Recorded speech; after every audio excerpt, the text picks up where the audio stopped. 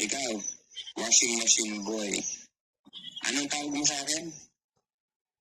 Walang nakikinig, walang nanonood. Lahat ng mga sinasabi ko ay walang is irrelevant. Kumbaga sa English, irrelevant.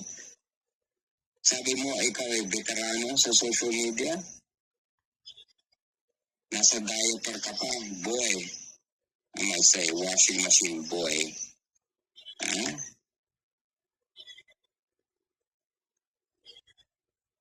Sabi mo, wala makahanap sa'yo. Do not push the envelope. Ang sinasabi ko lang sa'yo, PH Most Wanted. Belmont. Do not push the envelope.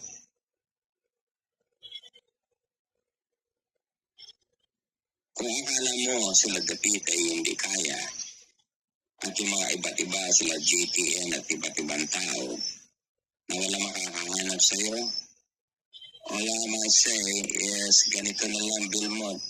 Do not push the envelope.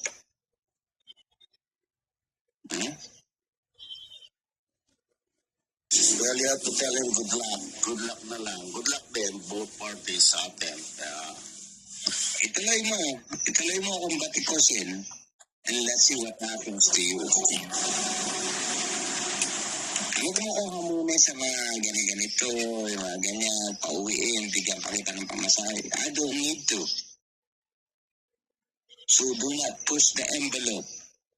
Kasi alam mo na, aawa ako sa iyo eh. Lalo na dyan sa kabit mo na si Kiba, aawa ako.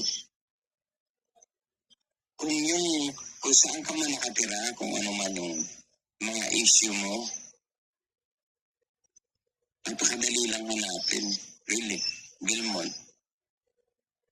Pero, sinasabi mo nga sa'yo eh, do not push the envelope to where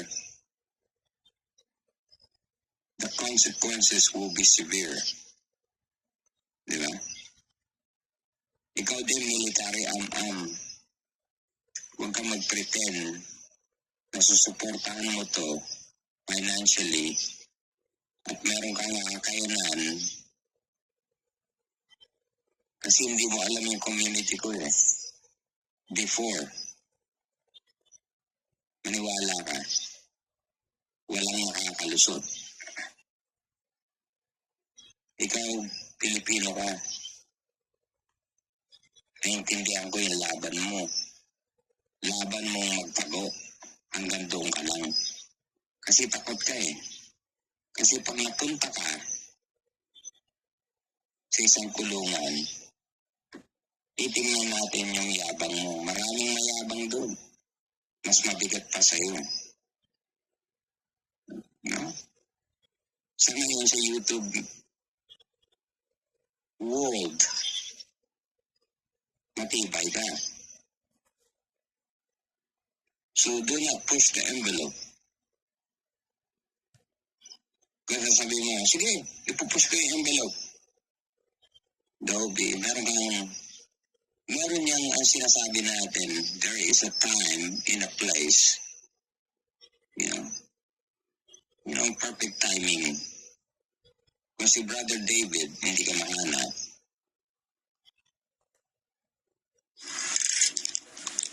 I promise you. Sa ating resources, talagang mapupunto ko nasaan ka talaga. That's all I can say. Magyabang ka na magyabang dyan. Pasikat ka dito sa social media. Kasi akala mo, wala makakahanap sa'yo eh. Diba? Kasi bulletproof ka eh. Invincible. Sa paniniwala mo. Well, let's see how far that will take you, yung kayabangan mo, Belmont. Ngayon, ang problem lang ay nangayin mo, ikaw naman, military Alpha Q. Tama ka rin. Kasi sinusuportahan mo itong mga to eh. Yeah. gusto mo magkaroon ng closure, tapos yung dahilan mo kanina, pinakikinggan ko, I cannot control doon sa mga grupo-grupo, sa mga faction. Kung hindi ka ba naman tanga, sino ba yung pinagmamalaki nila? Di ba ikaw? Nilalambing mo si Margons para makamove forward, para magkaroon ng closure. May tinanong ka ba? Kanina, wala. Pinasify mo lang si Margons dahil sinabi ni Margons, I am done with you months ago. Yeah? So ang ginawa mo, pinasify mo si Margons. Yung mga question mo, pinasify mo rin si Mike habang tinatanong ka, basic response, basic admittance, pinasify mo lang sila.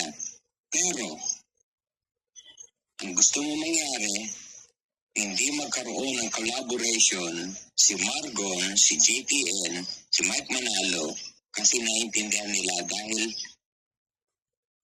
maluluwag ang kanilang puso para patawarin ka. But at the same time, tinataidor mo sila dahil bakit? Sinusuportahan mo yung kanilang kinasuhan. Period. Pinasify mo lang sila kanina eh. Pero, the true motive, sabi mo ayaw mo ng kaaway, pero gumagawa ka ng kaaway.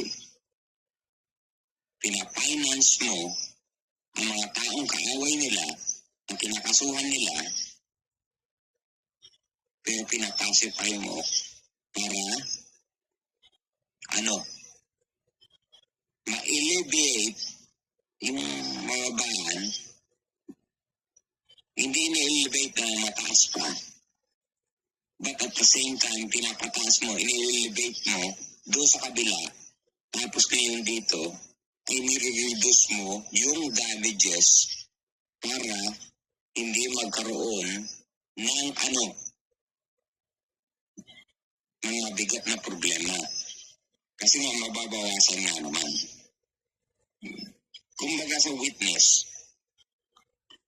binabawasan mo yung witness. Pero ini-elevate mo pagdating doon sa kinasuhan. By providing a financial assistance doon sa mga tao din.